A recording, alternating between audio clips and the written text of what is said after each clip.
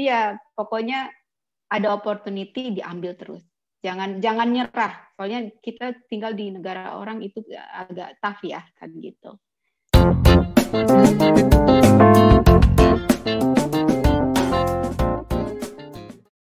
Oke, halo teman-teman Indo di Toronto. Ketemu lagi dengan aku Yutan, Indo di Toronto. Dan hari ini kita masih di segmen yang sama, yaitu profesi dari orang-orang real Indonesian yang tinggal berdomisili di Kanada dan khususnya di Ontario, karena saya juga tinggalnya kan di Ontario ya.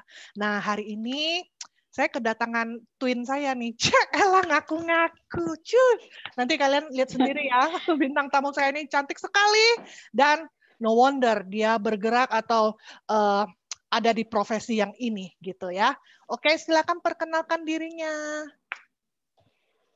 Halo, saya Yuliana Laksmono. Kita namanya sama ya, Yuliana. Tapi dikenal orang bilangnya Ana Laksmono. Saya sampai udah berapa lama di Kanada? Di Kanada kita itu landed 2009. Jadi kurang lebih udah 11 tahun ya. So far so good ya Kak? So far so good. Iya, jadi Kak Ana ini namanya first name-nya sama kita. Cuma kita selalu ghost dengan nickname kita ya. Kita pasti punya nama kesayangan yang sering dipakai atau digunakan sama teman-teman kita. Jadi ya aku juga biasanya panggilnya Kak Ana gitu. Oke, nah seperti di judul video ini kalian pasti udah baca dan langsung udah tahu dong kalau Kak Ana ini adalah pekerjaannya adalah make up artist. Nah, jadi aku mau tanya-tanya, ini sebagai orang Indonesia yang tinggal di sini, wah kalau aku nih selalu mengolah-olahkannya tuh seolah aku nih Kak yang mau nih ceritanya. Biar agak nyambung kan nanti pertanyaannya gitu loh. Nah, Kak Ana ini apa memang di Indonya itu sudah makeup artist Kak? Iya, jadi kurang lebih 15 tahun ya sekarang udah di industri makeup artist ini. Waktu di Indo itu kan saya tinggal di Jakarta, saya punya studio kecil di rumah, juga terima buat konsultasi buat wedding, misalnya itu mau hanya khusus pengantin aja atau sekalian juga terima seperti wedding organizer seperti itu. Udah cukup lama juga. Kalau dulu juga sempat untuk seperti jual paket kayak bridal, terutama pengantin ya. Saya tuh kebanyakan pegangnya pengantin Jawa. Jawa, kemudian Sunda, kemudian internasional. Jadi saya jual paket termasuk baju, termasuk makeup, hair, semua sampai acara adat segala. Oh, jadi komplit tuh. Kayak benar-benar kayak wedding organizer ya, tapi khususnya spesialistinya itu kebanyakan di pengantin Jawa. Jadi zaman dulu itu nggak ada makeup artist. Dulu itu kalau pengantin Jawa itu harusnya ke dukun manten perias Jawa kan gitu. Oh, oke. Nah, terus lagi zamannya saya itu lagi tren-trennya makeup artist bisa untuk memegang adat tradisional. Jadi itulah saya mulainya dari situ dikenalnya. I see.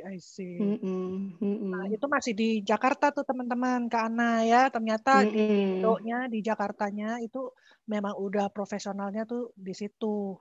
Dan full paket lagi. Jadi nggak cuma rias atau apa. Jadi termasuk rambut, kostum gitu ya.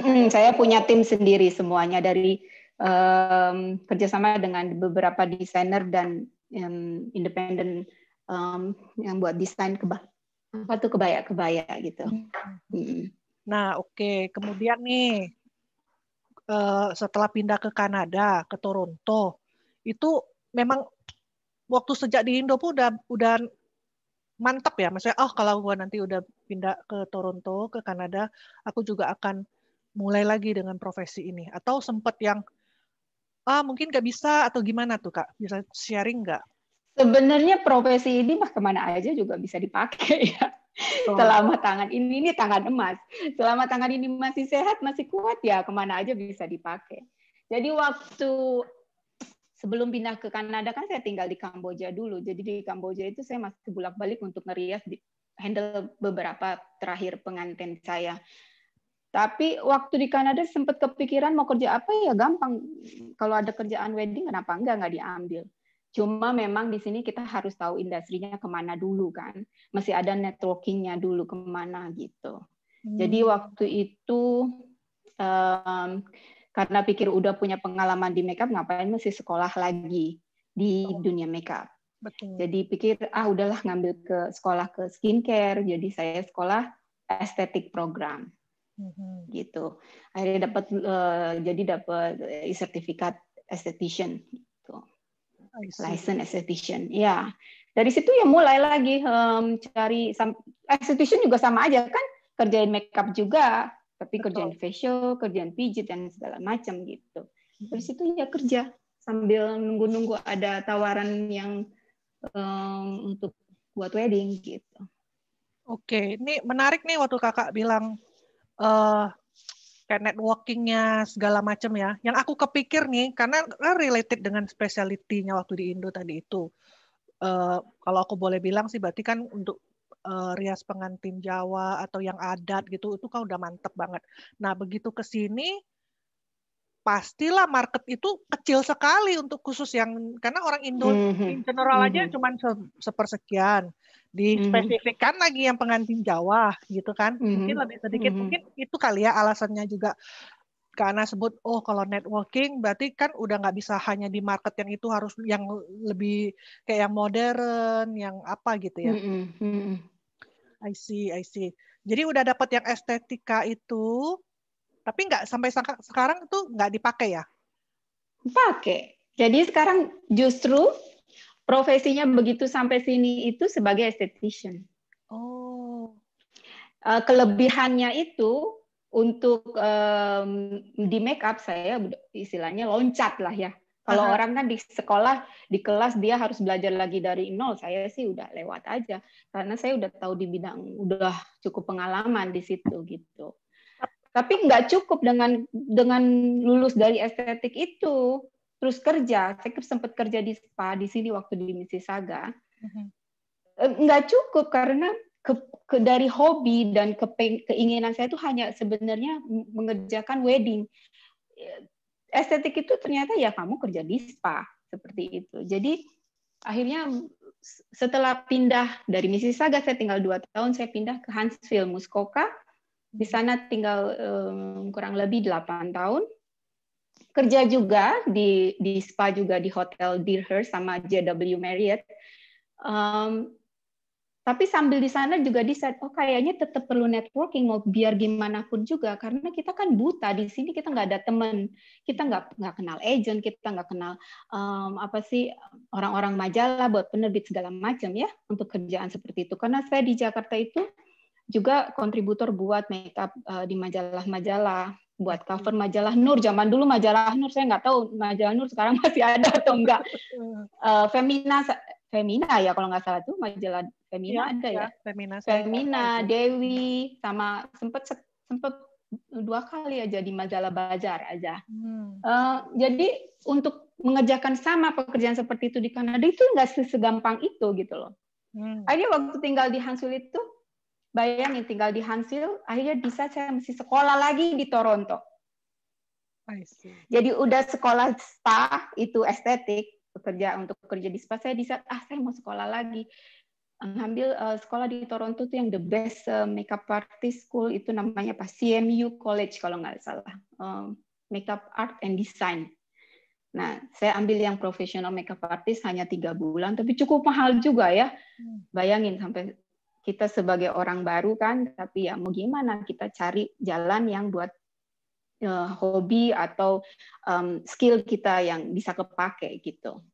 Jadi saya sekolah lagi, dari situlah saya punya teman, ketemu orang, dari situ bisa partneran jadinya.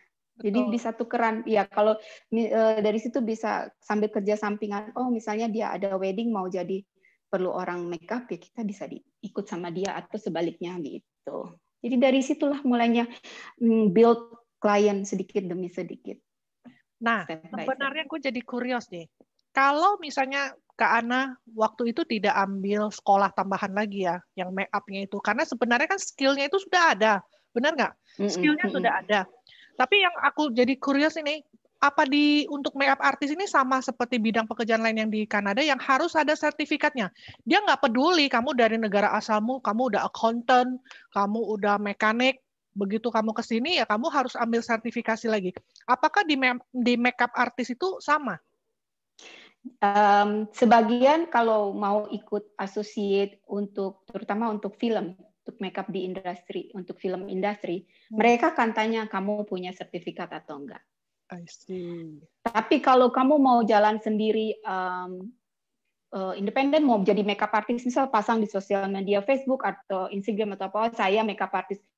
Zaman sekarang orang udah pintar dari YouTube kan. Betul. Jadi mereka udah belajar makeup, bisa menamakan dirinya, saya makeup artist gitu loh. Jadi mereka bisa kerja sendiri. Ya itu mungkin nggak problem.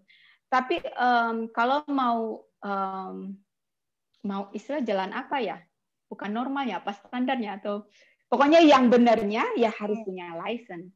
Mau make up, mau di estetik juga harus punya license. Karena kan kamu ngerjain muka orang, kalau ada apa-apa gimana? Liability dong. Benar-benar. Mungkin benar nggak? Tolong diluruskan kalau salah. Mungkin maksudnya itu apa kalau misalnya ini kita ngomongin makeup nih. Jadi kalau misalnya saya nih yang ke Kana, Kana saya mau wedding nih 2 bulan lagi gitu. Nah mungkin saya nggak yang Kana tolong tunjukin dong sertifikatnya bener nggak gitu. Oh ya enggak ada orang yang akan tanya gitu. Orang nggak akan tanya begitu. Benar nggak? Soalnya makeup artist itu kan orang taunya casual kan, pekerjaannya casual, bukan yang harus beda dengan esthetician gitu loh. Kalau esthetician ya orang harus tahu, masuk kerja juga harus tahu ada license. Tapi biar gimana pun kalau menurut saya sertifikat itu ada supaya buat pegangan aja. Jangankan buat kerja ya, untuk masukin dapat diskon dari membership satu kosmetik aja, kosmetik company gitu harus ada license-nya. Kamu pernah sekolah di mana, sertifikatnya mana kan gitu. Oh gitu. Nah itu menarik. Iya. Nanti coba saya tanya lagi. Cuma maksud saya yang soal itu ya. Tapi kalau yang seperti itu kakak kan bilang kalau misalnya kemudian mau join di satu tim production movie atau film, nah kemungkinan mereka minta kali ya as part of mungkin just formalitas, bener nggak? Iya. Supaya kalau ada terjadi apa-apa, ini memang mereka beneran timnya ini adalah orang-orang yang profesional gitu, bukan yang cuma apa karena hebat terus dipanggil gitu, enggak. Mungkin kayak untuk amannya gitu kan. Tapi mungkin kalau ya itu kalau cuma sekedar teman punya teman, mungkin dia nggak akan sampai minta coba tunjukkan dulu. Nggak mungkin, mereka pokoknya udah percaya aja, apalagi kalau sesama orang Indonesia mungkin ya begitu ya. Betul. Tapi kalau sama orang di luar orang Indonesia juga ya mesti hati-hati juga, karena kan kita nggak tahu ya. Karena kebanyakan kan klien saya di sini juga bukan orang Indonesia aja, dari orang Kanada sini, dari berbagai macam bangsa gitu ya. Nah, nanti aku mau tanya juga tuh klien dari berbagai bangsa. Tapi ya udah ini aja dulu nih. Tadi kan udah sempat di-mention. Ternyata sertifikat sebagai makeup artist itu bisa dapat diskon toh. Produknya. Waduh. Iya, kemana aja. Mau brand apa aja, asal ya harus jadi member, kalau enggak ya nggak dikasih mereka. Gitu. Tapi, nah mungkin itu hal-hal kayak gitu juga ya, mungkin info-info seperti itu yang kakak dapat ketika kakak sekolah ya, walaupun 3 bulan, tapi karena itu memang orang-orangnya di bidang itu, jadi informasi kayaknya terbuka semua, bener nggak kak? Kayak iya, saya waktu itu sekolah cuma 3 bulan dibilang gini, kenapa di sini, kenapa ke sini kamu udah punya pengalaman, kenapa kamu sekolah lagi? Yang ada saya ngajarin itu teman sebelah gitu, karena gurunya sibuk kan, jadi kita yang ngajar. Tapi sekolah 3 bulan itu apa memang cuma 3 bulan kak? Atau sebenarnya? No, sekolah itu macam-macam. Karena udah punya pengalaman sebelumnya, jadi 3 bulan itu advance, jadi cuma mau mantepin aja sebenarnya sih, kayak refresh ya, bukannya mau belajar dari nol lagi. Sebenarnya harusnya kalau mau formal itu 3 bulan itu sama dengan diploma 1 tahun. Makanya lebih mahal. Kalau nggak salah biayanya waktu itu 10.000. Belum lagi untuk biaya kits yang lain-lainnya 5.000. Kalau harusnya yang bagus lagi yang 1 tahun dan 2 tahun. Jadi belajarnya itu nggak cepat. Kalau 3 bulan kan kamu compact kan, jadi harus belajar gitu, dari belajar makeup buat film, makeup buat wedding, buat majalah segala macam, beda-beda gitu. Oh, nah kalau misalnya nih, berarti teman-teman ini udah tahu ya. Jadi lebih baik walaupun seperti Kak Ana nih, walaupun sudah punya pengalaman, tapi kalau bisa sekolah lagi dalam artian supaya jadinya kita kenal, membuka Jadi networking kita open. jadi open gitu. Sama ternyata sekolahnya ada banyak level-levelnya juga, ada macam-macamnya juga. Ini kalau orang awam ya, orang awam nih menurut Kak Ana nih ya, katakan aku ini nggak suka dandan, nggak bisa dandan, dan juga nggak bisa ya. Nanti bisa. Terus katakanlah aku nih desperado ya, harus ada pekerjaan. Terus aku pikir-pikir, oh aku mau coba makeup. Bisakah orang yang zero bakat nih ya berarti ya, kemudian masuk ke sekolah, katakan yang kakak bilang tadi tuh sekolahnya udah terkenal, udah reputasinya bagus, pasti gurunya juga bagus. Aku ambil yang 2 tahun, ya kan? Setelah lulus, apakah aku bisa jadi seorang makeup artis yang baik ya? Oh bisa. Kalau punya passionnya di situ pasti bisa. Mau orang yang masuk ke situ itu tidak harus yang sudah punya pengalaman kan, semuanya dari nol. Intinya kalau emang udah ada bakat di art ya pasti bisa. Nggak Nah mungkin ini ngomongnya nggak ada bakat Kak, nggak ada bakat. Orang sekarang gini, sebelum bisa masuk sekolah itu kenapa mau nggak ada bakat mau ke situ? Berarti kan ada interest something kan? Ya seneng aja kan, oh seneng gue. Iya makanya, karena seneng aja, oh gue mau cantikin diri nih, seneng aja pegang kuas mau main-main makeup. Pasti dengan begitu ya, pasti ada, bisa. Atau bisa maksudnya jadi gini, itu. atau maksudnya gini, nggak orang yang nggak bisa nyetir mobil, terus kamu ke sekolah nyetir, selama kamu tuh ibaratnya memang semangat mau belajar, bukannya karena disuruh orang atau apa, memang walaupun gugup, walaupun nggak pengalaman, tapi yang penting kamu mau, terus kamu ikutin yang diajarin. Mau bekerja keras dan open anything, opportunity, gitu. Maju terus. Saya sekolah juga bukan di sini aja, di Jakarta itu saya lulusan dari Puspita Marta. Semua kelas itu diambil, dari makeup pengantin, makeup pengantin tradisional, makeup pengantin internasional, sampai ke hair, gunting rambut, coloring segala macam saya udah pernah. Sampai saya ikutin kompetisi makeup sampai tingkat internasional ke China, waktu itu pernah untuk bridal competition. Pulang lagi ke Indonesia waktu itu, akhirnya jadi juri untuk kompetisi juga. Dari situ ya terus saja maju semua sampai sukses juga bikin buku bareng sama teman. Gitu. Ya, semua itu asal ada kemauan. Mau di mana aja asal ada. Yang penting juga ada biaya ya. Itu tuh baru gue mau mention ya, hobi sekolah sih boleh gitu, tapi ininya loh kuat apa kagak gitu kan. Apalagi kalau di Indo, kalau nggak kuat promosinya ya nggak dikenal. betul ya, sampai di sini juga sama kan, benar nggak? Nah setelah sekolah nih, terus kemudian terbukalah peluang itu ya, maksudnya ada jadinya info-info, terus juga kesempatan untuk leader kerjasama, teman, mungkin percaya diri juga meningkat, bener nggak? Sudah pastilah itu, maksudnya at least kalau orang nanya ya gue memang ada lulusan sekolah yang di sini gitu loh, jadi bener nggak? Nah dari pengalaman selama di sini, apakah itu salah satu profesi yang layak untuk kita pursue menurut Kak Ana? Oke, dilihatnya dari segi apa dulu? Untuk income yang buat full time atau untuk yang single atau untuk yang berumah tangga gitu?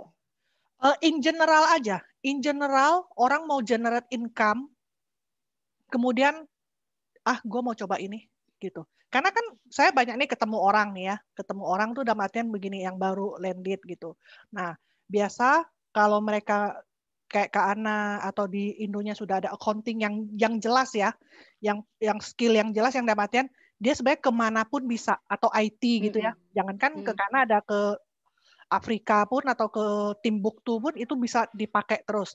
Accounting juga sebenarnya kan sama gitu. Ilmu basic accounting kan di seluruh dunia sama, cuman begitu pindah negara cuman ya beda teks, jargon yang gitu-gitu. Tapi bisa mereka ulang lagi. Tapi katakan yang background-nya kayak aku ya, di sales and marketing, kita tuh most likely tuh kayak kocar-kacir.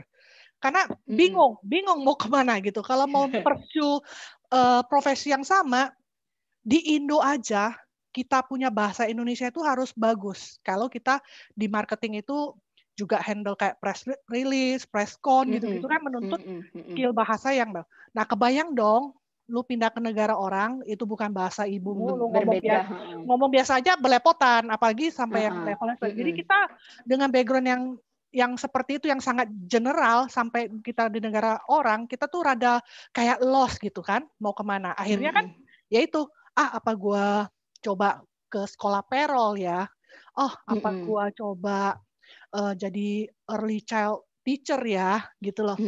Jadi, nah, kemudian kalau ada yang bilang, tanya ke Kak Ana nih, Kak, kan kakak profesinya makeup artist, kalau aku mau pursue ini bidang ya di sini, nah lah yang pertama langsung tercetus di Kak Ana itu apa? Kalau aku kan orang kalau nanya aku nih, aku mau kayak kamu dong di accounting gitu. Ya aku saraninnya kalau bisa sekolah. Karena untuk dapat pekerjaan di accounting, kalau nggak punya CPA, itu mungkin agak susah. Aku tuh case-nya agak unik gitu loh. Untung aja karena networking kan akhirnya bisa kerja. Coba kalau aku sekarang nih pergi, pasti yang ditanya tuh, kamu oke, CPA ada nggak sertifikat gitu. Mau jujur kenyataannya ya. Kenyataan dong. Jadi ya kalau makeup artist kalau di sini nggak bisa seperti kayak di Indo. Soalnya kalau di Indo itu kita nggak punya winter. Kalau di Indo sepanjang tahun setiap minggu kita bisa pegang pekerjaan sebagai makeup artist. Kalau di sini kan nggak, kita cuma punya buat summer aja kan. Jadi untuk mengandalkan pekerjaan makeup artist sebagai full time kerjaan income itu impossible. Kalau menurut saya lebih baik sekarang kalau misalnya mau pursue, kamu sedang makeup, kamu mau sekolah, why not? Silahkan. Tapi kalau misalnya kamu, terutama kalau kamu single, jalan terus, ikut associate si makeup artist itu. Jadi mereka akan punya pekerjaan tetap untuk movie atau untuk marketing buat di majalah-majalah atau buat di mall-mall seperti itu. Gitu. Tapi kalau kamu ibu rumah tangga itu agak sulit karena kamu punya kehidupan yang lain kan untuk ngurus rumah tangga. Karena kalau jadi makeup artist full time ikut associate biasanya itu kerjanya dari pagi jam 6 pulangnya setengah malam, besok paginya sudah mulai lagi di tempat setup movie kan harus sudah ready di situ. Jadi menurut saya kalau mau pursue untuk makeup artist sebagai full time income, jadi itu anggap aja buat freelance. I see. Gitu, iya. Kecuali kalau ambil sebagai hairdresser beda cerita. Kalau hairdresser mungkin bisa. Hairdresser ini maksudnya yang tukang gunting rambut nih. Karena orang kan gitu. Berapa bulan masih anytime. rambut. Ya kan salon buka anytime. Kalau make up kalau make up ya susah, orang kebanyakan terutama kalau fokusnya di wedding ya. Ya nunggunya summer aja. Tapi kalau misalnya ikut associate di makeup untuk production house, ya itu bisa anytime juga. Itu jadi ya. Ada banyak pilihannya. Masuk ke association tadi itu apa garansi bakal dapat kerja? Iya. Dapat. Dan di kontrak biasanya 6 bulan, 1 tahun. Kemudian kalau mereka suka ya terus aja. Kayak agensi. Semua perkumpulan makeup, agensi model, agensi makeup artist, agensi artis, ya banyak kayak seperti itu. Ada di sini di Toronto, apa namanya saya lupa ya. Iya seperti itu. Jadi tinggal pilih. Kalau berasa single dan bisa full time ke situ ya silahkan. Tapi kalau misalnya rumah tangga, ibu rumah tangga ya kayak saya ini tinggalnya di Hangzhou waktu itu ada pekerjaan tawaran buat movie, mikir 2 kali, nyetirnya aja turun 3 jam, ya kan? Betul. Gitu. Jadi ya kalau buat saya makeup artist di sini itu freelance aja, part time, bukan full time. Oke, jadi dengerin ya teman-teman yang sempat mungkin kalian kepikiran mau coba profesi ini, ternyata sarannya nih Kak Ana nih yang sudah memang ada di bidang ini ya, aku sih percaya aja dan make sense gitu. Jadi kalau kamu masih single gitu ya, terus juga passionnya di make up ya, kamu suka gitu, ini mungkin cocok ya, sekolah lagi di Mm-mm. sini, Mm-mm. ambil sertifikatnya, terus join association kayak agency gitu, terus dapatlah pekerjaan dan bisa fleksibel karena kamu masih single, kamu fleksibel. Ayolah mau dari pagi Mm-mm. sampai tengah malam, pagi Anytime, sampai iya. ya anytime gitu. Mm-mm. Nambah pengalaman Mm-mm. juga. Nah, tapi Mm-mm. kalau sudah ibu rumah tangga, apalagi ada pekerjaan yang lain, Mm-mm. mungkin hobi aja deh gitu. Kecuali skillnya mungkin casplong banget, itu mungkin akan jalan by itself karena your skill speak for yourself gitu kan. Tapi kalau kamu masih nanggung-nanggung, Atau buka usaha sendiri gitu. nah kecuali buka usaha sendiri. Nah, oke, sekarang kita ngomongin soal buka usaha sendiri atau dalam artian bagaimana memasarkan nih. Ini kita denger aja nih sharingnya Kak Ana nih. Kan tadi katanya Aduh. customernya banyak dari bangsa-bangsa lain. Itu kalau muka, apa ada bangsa tertentu yang lebih sulit nggak sih? Gitu nggak sih? Lebih, kalau ada bangsa ini lebih susi lagi. Lebih susah. Kalau yang ini, gampang karena base-nya udah cakep gitu misalnya. Ada nggak sih gitu-gitu? Di sini Pengalaman. justru lebih gampang sekali daripada di Indo. Karena, Karena di sini makeupnya nggak seberat di Indo. Bayangin kalau di Indo saya punya pengantin datang, Mbak Ana, saya mau seperti Krisdayanti. Nah, mau gimana tuh? seriously? Saya mau Seriously? ada. Saya mau hidungnya seperti ini, saya bibirnya mau seperti ini. Itu di sana itu banyak permintaan yang seperti itu. Oh gitu. Kenapa aku waktu Kalau wedding dulu kalau aku di nggak pernah sini request sih. Aku mau kayak Angelina Jolie. Kalau di sini kan orang datang udah warning ke kita. Maunya saya make up-nya light seperti hari biasa. Kan gitu. Coba. Yang tadinya harusnya teken make up-nya kali ya, gitu. Saya masih lebih light, disantai gitu. Yang biasa make up 3 jam, sekarang saya bisa 45 menit aja, 1 jam atau 45 menit buat pengantin kan gitu. Oh oke. Jadi in general malah di sini tuh lebih gampang karena lebih gampang. Mau orang Asia, mau Caucasian, mau apa gitu. Di sini semua sama gitu. mereka maunya justru Gitu. yang light, yang maksudnya Ya, natural light. jangan Nggak habis terlalu. didandan, terus gue jadi kelihatan nggak dikenalin lagi gitu ya. Tapi orang yang ke saya justru, maksudnya gini, teknik cara make up-nya saya masih pakai yang seperti saya di Indo gitu loh. Justru itu yang nggak bisa orang cari. Karena apa? Kelihatannya memang pertama kali seperti berat, tapi kalau dilihat ya natural. Bukannya naked gitu. Adalah, kalau nggak ngapain pakai gue gitu, bener nggak Kak? Iya, masa ngapain bayar mahal-mahal mau nyalain? Itu make up aja sendiri nih saya kasih. Itu termasuk rambutnya juga tah? Kalau rambut request. Oh, kalau rambut request, boleh. Jadi kalau itu saya punya partner. Cuma belum ketemu partner orang Indo. Kalau misalnya ada sih boleh. Partner orang ada dari sekolah. Sekarang udah jalan berapa tahun ya? 6 tahun. Jadi sama dia. Jadi kalau dia ada pengantin, saya bantuin dia bridesmaid-nya atau sebaliknya seperti itu. Gitu. Dan biasanya bukan ngerjain cuma 1 atau 2, paling banyak kita 10 orang ya. Oh, karena parents, mamanya mungkin ya, bridesmaid. Iya, sama bridesmaid segala macam ya, gitu. Oke. Nah, kalau orang udah suka kan harga nggak ditentukan. Harga orang udah suka, harga oke aja kan gitu. Ya. Wah, mantap. Cuman susahnya di sini masih mikir juga ya beberapa ya, terutama orang Indo. Ya, itu tidak bisa kita pungkiri, benar nggak? Iya. Nah, pernah nggak sih makeup pengantin Jawa di sini? Pengantin Sunda pernah. Oh, Sunda pernah.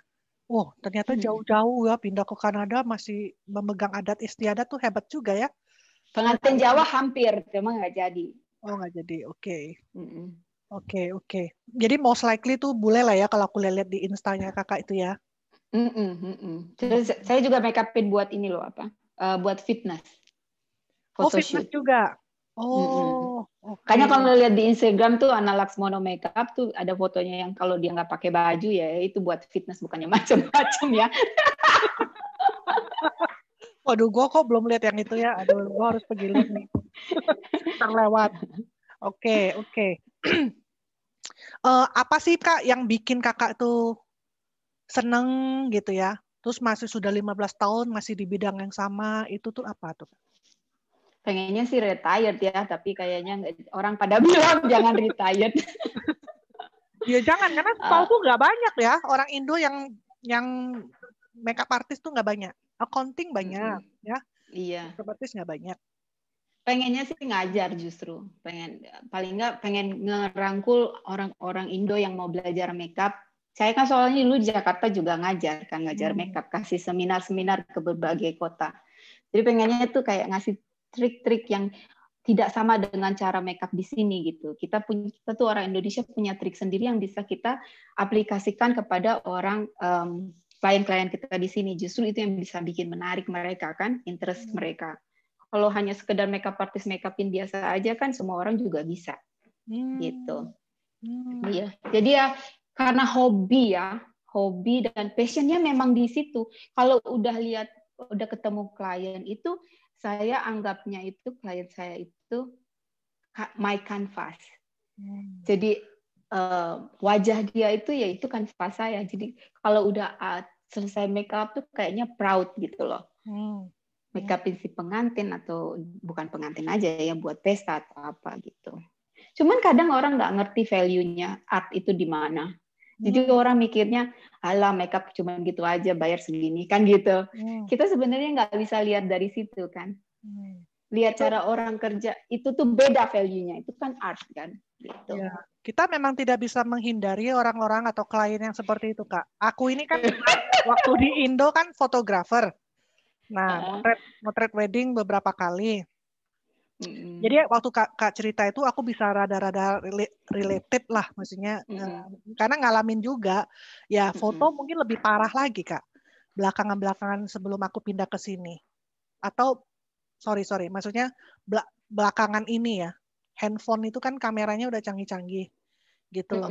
Terus kalau zaman aku orang kalau punya duit dia kan sanggup tuh beli alat yang SLR yang high-end yang terbaru. Nah, soal skill apa enggak ya nggak tahu lah gitu. Tapi udah langsung wah keren gitu. Karena memang dia punya alat juga udah keren gitu kan. Tapi kan sesungguhnya mungkin sama kayak most likely itu sama dengan make up gitu loh. Lu boleh pakai make up brand yang bagus, yang keren, yang canggih gimana. Skill ini tuh nggak ada tandingannya. Karena aku benar-benar pernah tes berdiri di lokasi yang sama dengan handphone yang sama, tipe yang sama, moto lah kita ya. Hasilnya tuh bisa lain. Hasilnya tuh nggak bisa sama, ya itu. Gitu kan. Tapi kan klien itu beberapa tuh mereka nggak ngerti. Ya itulah. Sama kok itu bisa foto kok, gitu kan. Kenapa hargamu segini sih, gitu. Kok hargamu segitu, gitu.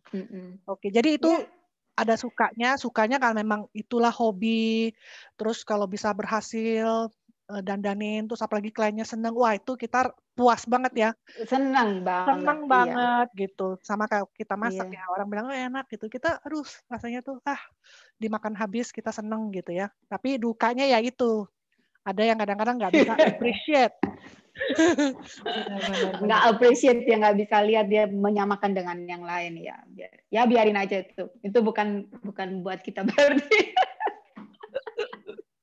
Jadi karena sekarang ngerjain apa aja Kak? Semua aja pokoknya. Apa lu mau gue ada gitu.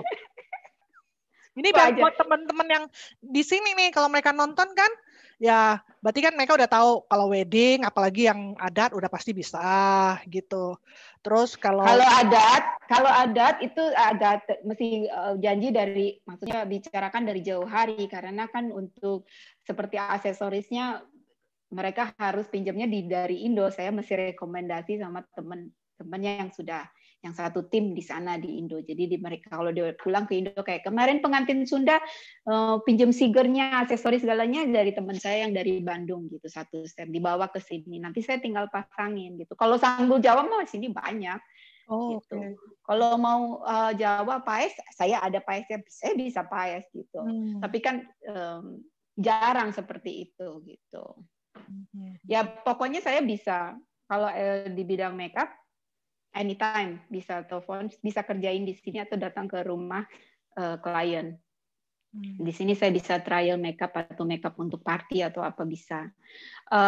Kemudian juga rambut juga bisa, tapi lebih baik kalau misalnya lebih dari 3 orang, saya harus ada partner yang kerjain. Jadi bisa fokus ke makeup. Terutama kalau untuk bride saya lebih senang fokus hanya untuk bride aja. Jadi yang lainnya dikerjain sama orang kan gitu.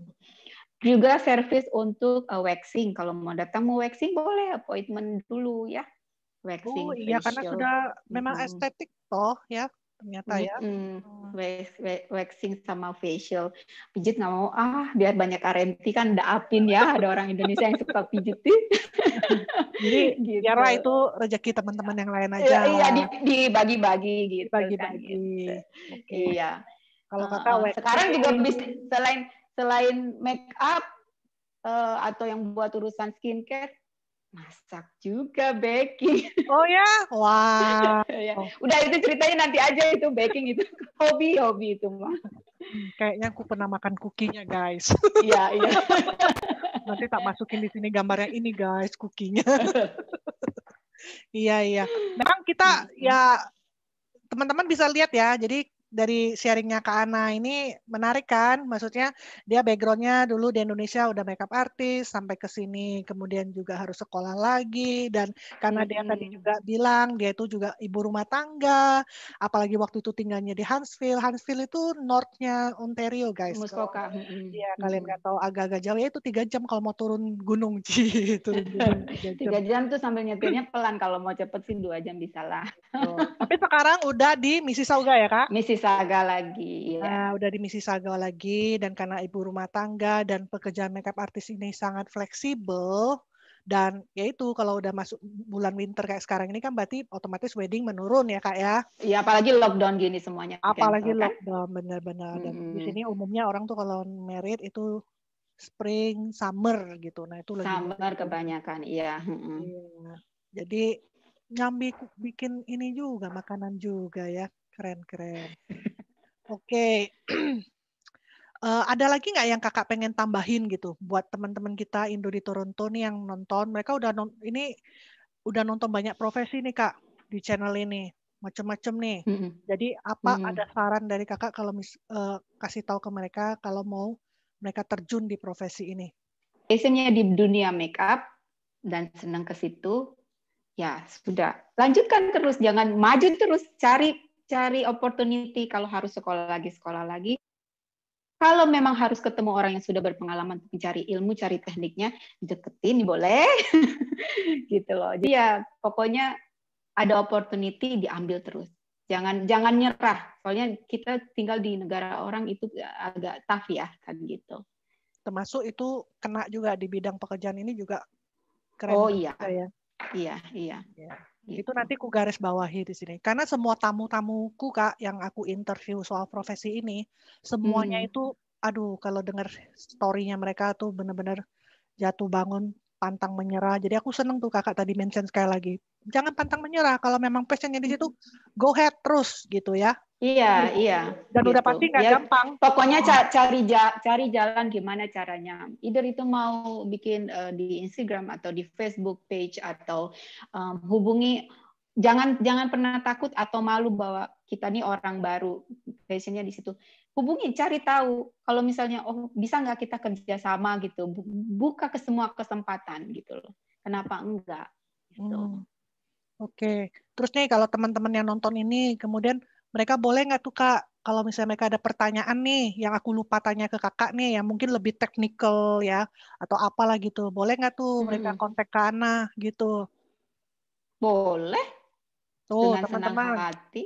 Tuh teman-teman, nanti aku taruh ya kartu namanya Kak Ana, nanti kalian bisa screenshot, tuh ada nomor teleponnya, bisa WA, atau bisa tulis juga di kolom komen di channel ini, nanti karena kan nonton tuh video yang ini, nanti bisa langsung balas juga ke kalian kalau kalian ada pertanyaan gitu. Tapi yang terpenting nih sama seperti teman-temanku yang lain, mereka willing, karena kita tahu betapa susahnya untuk survive di Iya, negara kita mau orang. sharing gitu loh. Iya. Kita mau sharing, kita mau tolong, kita mau bagi ilmu yang sudah kita dapat lah, pengalaman yang kita udah dapat. Jadi maksudnya kalau aku udah pernah jatuh bangun sebelumnya, aku maunya kamu tuh jangan sampai jatuhnya tuh sesakit yang gue udah ngalamin. Jadi kita selalu most welcome. Kalau ada pertanyaan, mau tanya kita, kalau bisa pasti kita sharing. Benar nggak, Kak?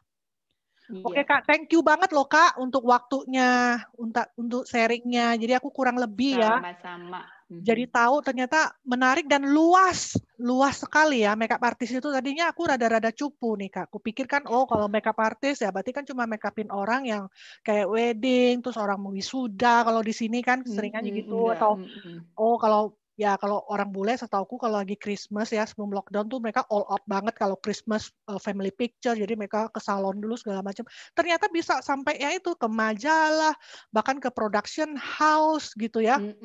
Jadi pinter-pinter aja memperluas networking dan skill kita tentunya, karena juga pasti cara dandannya juga beda dong ya, dandan yang bridal dengan yang majalah dengan beda yang movie sekali, itu beda sekali. Mesti terus diupdate. Ilmu itu mesti terus diupdate, jangan sampai stop di situ aja. Juga jangan malu, saya juga walaupun udah pengalaman akan belajar sama yang baru-baru juga kan, cara mereka juga pasti otomatis beda juga kan gitu. Oh, jadi sampai sekarang pun kakak masih update terus ya? Oh, apalagi tren apa? Iya, nanti ketinggalan. Oh, nanti ketinggalan deh, ya jangan sampai ketinggalan kalau gitu. Oke, sekali lagi thank you so much. Kak Ana, aku doain juga sukses terus dan juga cita-citanya tuh yang tadi ya untuk bisa ngajar gitu ya, mudah-mudahan tercapai. Gimana mudah-mudahan ya. Masih rangkul orang Indo dulu, masih dikumpulin dulu. Ya. Semua makeup artist di Indo itu, mereka itu selain sekolah di Puspita Marta atau Starry Ayu atau ada lagi Akademi Armani atau segala macam, mereka akan mencari salah satu makeup artist yang lagi terkenal pada saat itu, kemudian private sama dia dan tidak dikeluarin sertifikat, dan itu kuncinya. Jadi begitu kita make upin klien, saya kan biasa promosi di majalah kan. Kalau promosi di majalah tuh orang langsung, oh ini kok make upnya seperti tekniknya Andianto, tekniknya Gusnaldi atau Sake atau Irwan Riyadi atau siapa kan gitu. Orang tuh bisa tahu ke situ karena pasti mereka mikir, oh berarti dia pernah sekolah nih sama si makeup artist ini gitu. Nah di Indo itu begitu, makanya orang bisa naik dan dari situ punya dan kenalan sama si top makeup artist itu kan networking juga, jadi dikasih kerjaan, kasih klien.